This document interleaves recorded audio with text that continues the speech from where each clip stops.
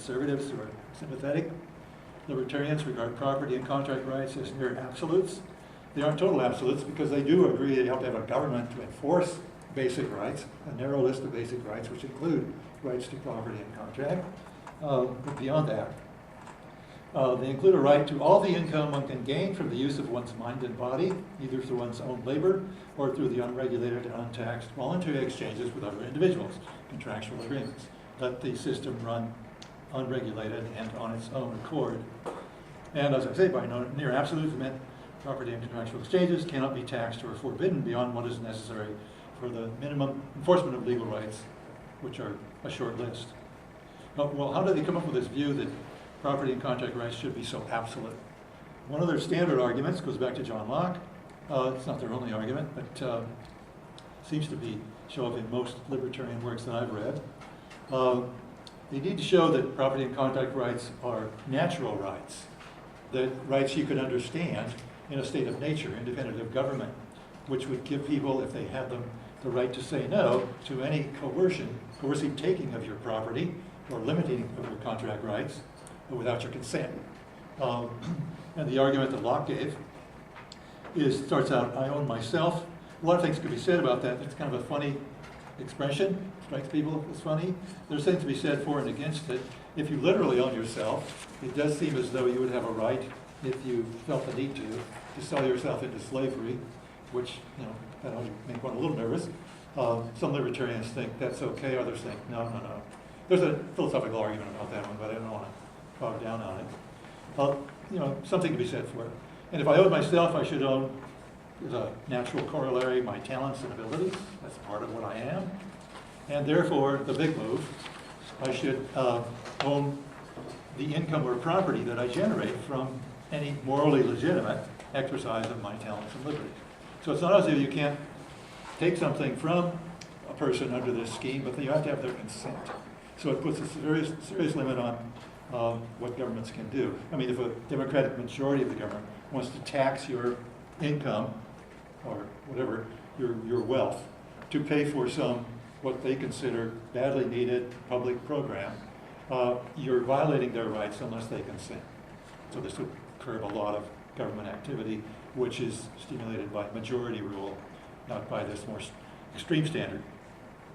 So it's not follow from this argument that any taxation or other regulation of my income or property for redistributive purposes or the public good without my consent violates my most basic rights. It must be absolutely forbidden. They make the argument in some works that it violates your concept of personhood, your sense of personhood, to take things from you without your consent in this sense that you accomplished by your own labor and effort. What's the liberal reply to this? Liberals, most contemporary liberals anyway, reject the idea that we have natural rights to property and to contract with one another. They reject the idea, they move from the last move there, from the ownership of one's talents and abilities to the ownership of whatever property one generates from the legitimate exercise of those talents and abilities is too big a jump. They argue there's no natural right to property ownership. Why? They say property ownership for most persons in a modern economy, remember when Locke made this argument, he was talking about some guy out in the woods who was deciding on unowned land whether to plant an orchard. And he plants the trees and nurtures them and fertilizes them, so on. When the crop comes in, he has a right to it. Hard to quarrel with that. But modern life isn't like that.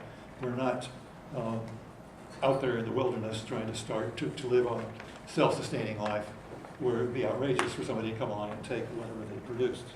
Property for most persons in a modern economy is initially obtained in the form of income or wages. You have to work for somebody, state or commercial enterprise, or non-commercial.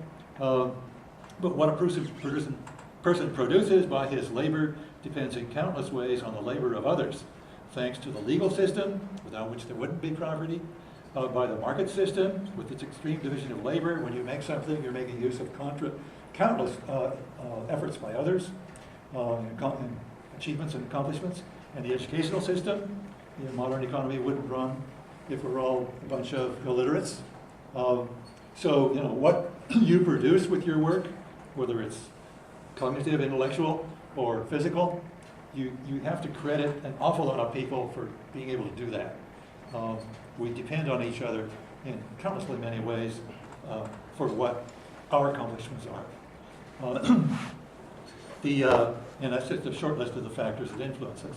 Therefore, the liberal concludes, taxation of one's income or other property for legitimate social ends, not just any old taxation, such as social justice or the common good, violate no one's basic rights. People agree with that? Sound funny? This is the liberal position. That property is a creation of the legal system. It's not a natural thing. Different countries can have different rules of property, but not being natural, it's not something you can claim. You can't take even the least bit of my property away for some so-called public good the government wants to use it for. Liberals don't have that barrier that libertarians do. And this puts an extreme limit on what governments can do. Because a majority may want to do something, but you couldn't tax the minority who doesn't want it on the libertarian view. It would be very crippling. I don't see how you could set up a public school system, a public university, public parks, museums, all kinds of things that we want to do, water systems, infrastructure on the libertarian standard. Because there'd always be a minority of saying, hey, you can't tax me for that, I don't want that, it doesn't help me or anything, something like that. Majority rule would go out the window. It's not to say majority rule doesn't sometimes get overbearing and end up violating people's rights. I'm not endorsing every act of democratic government. A more rhetorical argument you hear sometimes by libertarians is private property ownership is indispensable to individual liberty. One can see that quite commonly. If you don't own anything, if it's all collectively owned, you have to get people's permission to use something, that could be very crippling of your liberty. Without private ownership, one is unduly subject to the will of others. And this argument does have validity if everything were publicly owned, but no liberal seriously argues for that. The liberal doesn't have any problem with people owning personal property, house, car, clothing, furnishings, all that kind of stuff. So liberals are not anti-private property. They are just anti-absolute rights to private property, where you can't, there's sort of off limits for the state to do something with your property as long as they don't have your consent. That's the difference. So there is a major difference between liberals and libertarians on property ownership in that sense. There's a distinction also in liberalism, but not libertarianism, about different kinds of liberty. Particularly, some of you have read philosophy, I'm sure, where the negative versus positive liberty debate was taken up. Libertarians work with the concept of negative liberty. That's loosely defined as the absence of coercion and deliberate constraint. In an ideal libertarian society, negative liberty is maximized, and the way to do this is to minimize the mandatory rules, regulations, and other coercive actions of government beyond what is necessary to protect your basic rights. So that's the liberty they're talking about. Liberals, on the other hand, regard liberty as two-dimensional. It includes negative liberty, but also positive liberty. There's a huge controversy about this in the philosophical literature because it is hard to define precisely and reach agreement on how it all plays out. I'm being fairly rough and approximate here. Positive liberty can be loosely defined as the ability to be self-determining or autonomous, being able to make the major decisions called for by one's self-chosen plan of life. A free society for liberals would not just have extensive negative liberty, but also a population that's able to realize their self-chosen goals within the limits of their native abilities and efforts. It's not as though everybody can be a quantum physicist, but you go as far as your abilities and your efforts can take you, at least have that option. This requires in turn a considerably more active role for government than libertarians are willing to accept. In an ideal liberal society, everyone would have access to such necessities for self-determination as affordable education, healthcare, decent housing, and that sort of thing. These are the kind of things that are a barrier for libertarians. And look at how widespread that idea is. The Romney campaign, at least sometimes, he seems to change his mind every week, but he certainly argued against public education. He wants to privatize the schools, go to a voucher system, which generally means defunding the schools because the voucher wouldn't cover the full cost of a good school, defund the healthcare programs, give people vouchers. That's a concession to liberalism, but the vouchers wouldn't cover the health expenses of a lot of people. Public housing, forget about it. But on the housing thing, I should mention, there's a lot of confusion in our public discourse about politics. A lot of subsidies for the middle class are not talked about as subsidies. People think the liberals are for the welfare state for the poor guy who's not working or works occasionally or works at McDonald's and has 6 kids, his life's a chaos. There's a huge amount of subsidies that the state does, and rightly so, I think, for the middle class. One of the biggest is mortgage deduction. When you buy a house, you typically don't have the money to buy it outright, you have to borrow money, and the interest you pay on that loan is deductible from your income tax. And it's a huge subsidy. Collectively, it's a gazillion dollars. I don't know how much exactly, but it's a very big one. It mostly benefits the middle class, not the poor. Many of them simply couldn't afford a house. It benefits even more the rich, because they buy these super rich, expensive homes. They get the biggest subsidy, but their numbers are smaller. But it's a huge chunk of the government's, in effect, reverse taxation. I mean, it's a subsidy, so it comes out of what the government would be collecting. Same with healthcare. If you have high health expenses on healthcare, you can deduct over a certain minimum your medical expenses. That tends to go a big benefit to middle class. Things like that are buried in our system and taken for granted as a good thing, but they are subsidies, and they're not the ones that typically come up for discussion when you've got a battle going in Congress. It would be a third rail for a congressman to say, let's take away the housing subsidy. Oh, another one, even probably equally large, is the fact that you can deduct your medical expenses, including your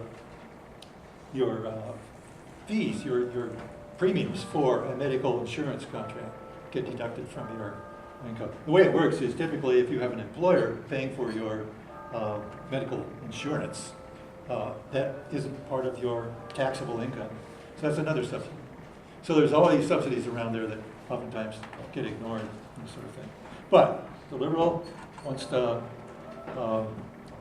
encourage positive liberty, which is the idea of self-determination, not just remove barriers to your acting, but improve your abilities to adopt reasonable, interesting goals in life, to live an interesting and good life, which include things like extensive support for education and health care, that sort of thing.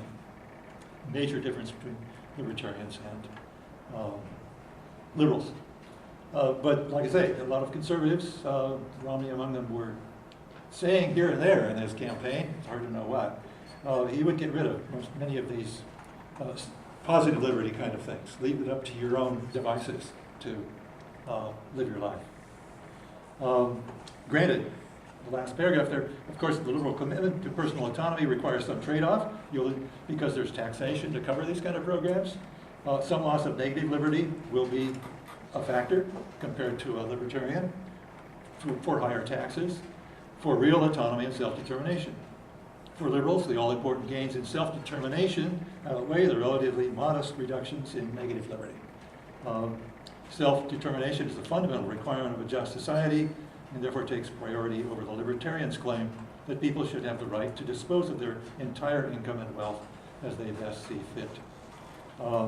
The leading philosophical work on this liberal view, as far as influence goes, would be John Rawls. Some of you may have read that in a course, or parts of it. John Rawls, who died 10 years ago, I guess, wrote A Theory of Justice back in 1972. It sort of redirected people's thinking about political philosophy, developed an elaborate idea of social justice, and key to the whole thing was this positive freedom idea I'm talking about, that people in a just society should have a chance to develop their abilities and talents as far as they want to carry them, and pursue goals that they choose for themselves. Not just the libertarian view that your government will have minimal restraints on what you want to do, but there will be positive collective assistance in your developing those abilities and talents.